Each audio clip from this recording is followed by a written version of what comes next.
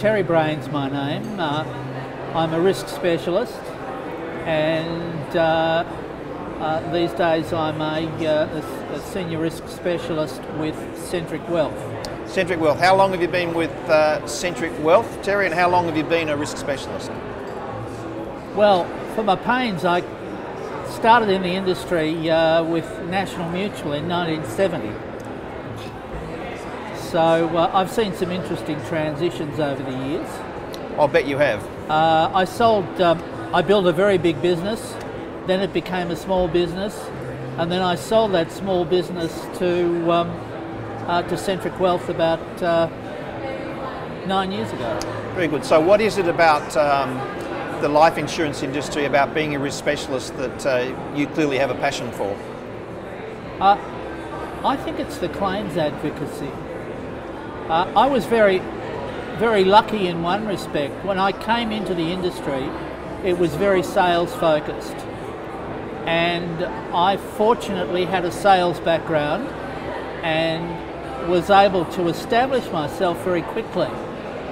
But what I actually became was a walking, talking commission machine. And then in 1973, an existing client of mine asked me to visit him at his home. He'd been a client just for 2.5 years. He was a Vietnam vet. And as he ushered me in and introduced me to his wife and son, he was thanking me for what I had done for him.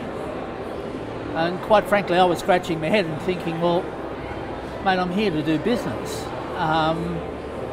Anyway, he explained that the policy that we'd put in place a couple of years ago was actually going to pay his house off within the next 3 months when he died of cancer. And that money would also provide for the education of his son, who was then 8 years old. So this is very much, seems like a changing experience for you, Terry? Mate, I drove home crying my eyes out. It was to actually be taught what your business is about by a dying man was literally the experience that I went through. All right, well, let's have a talk about that in a minute, but just going back a bit further, you said you had already been part of a sales process. What were you doing before you joined the industry? Well, I dropped out of a law degree, and one of the guys that I played pennant golf with had suggested to me that 70% of all executive appointments were out of sales, and I should find a job selling something.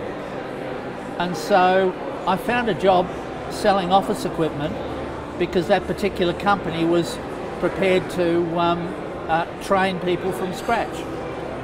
And so I'd had 3 or 4 years in a very, very competitive sales environment and was then recruited into the life insurance industry, and probably at that stage I'd just become engaged. I think I was seduced into the business with the promise of a low interest housing loan in 12 months if I survived. And so you have survived then, Terry? Yes, my 48th year. It's pretty great, pretty great. Did the competitive sales environment, selling office furniture, teach you any lessons when it came to selling quote unquote life insurance? Well, it taught me 2 things, right? The first thing it taught me was about good habits. Nothing happens unless you generate the activity.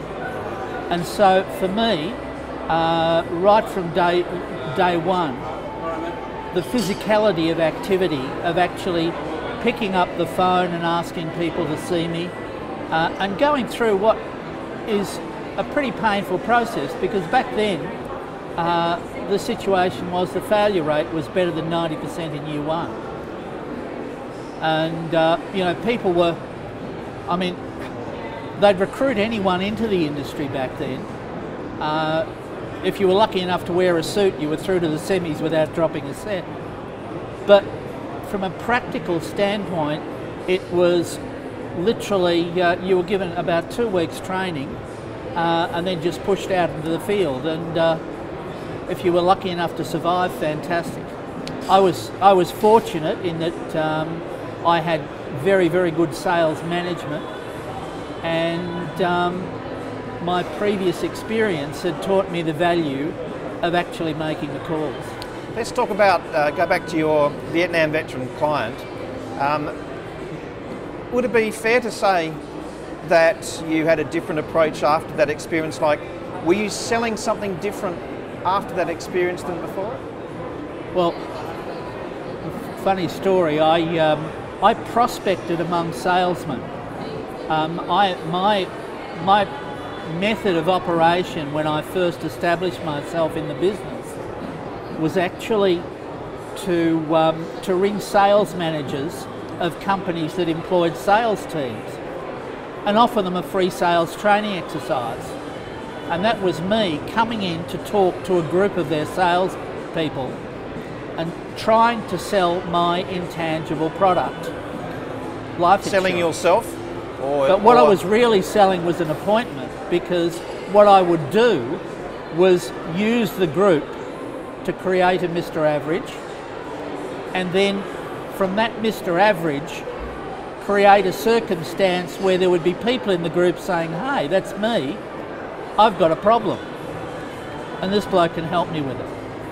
Very smart, Terry. I figure if it was easy, anyone could do it, but it sounds like you had a well thought through process back then. Well, I suppose these things evolve, and I was able to, I suppose, use my previous sales experience, and also I'd had a fair, I'd actually done a lot of amateur acting, and so I was very comfortable talking to groups of people. So yeah, I was just going to say, go back a little bit further. What did you actually want to do when you were growing up? I had a Perry Mason syndrome. I just wanted to be a barrister. Okay. Back then, social services probably weren't what they are today. My parents had split up. I was living with my mother. I was in my second year of law, and Mum became very ill, and I had to go out and get a job. So. Well, we all travel our own path, but you've mentioned, when we're talking outside of your career, you've mentioned golf, you've mentioned amateur acting. What do you do when you're not working, Terry? I read a lot these days, but I play veggie golf. Okay, can you define that for our viewers? Once I used to be a reasonable golfer. Yep. These days, after I play golf, it's like having played footy as an 18-year-old. Okay, I think some of us remember what that was like, Terry. Let's look forward. What do you see for your own future and for the future for risk specialists in general? Well, I see a great future for risk specialists. I know that the rules have changed and the rules are changing. But when I came into this industry, we used to have a $1,200 tax deduction in 1970 for ordinary life insurance. And when the Labor government came to power, they wiped that deduction out. And people were saying, that's the end of the life insurance industry. Then they wiped out probate.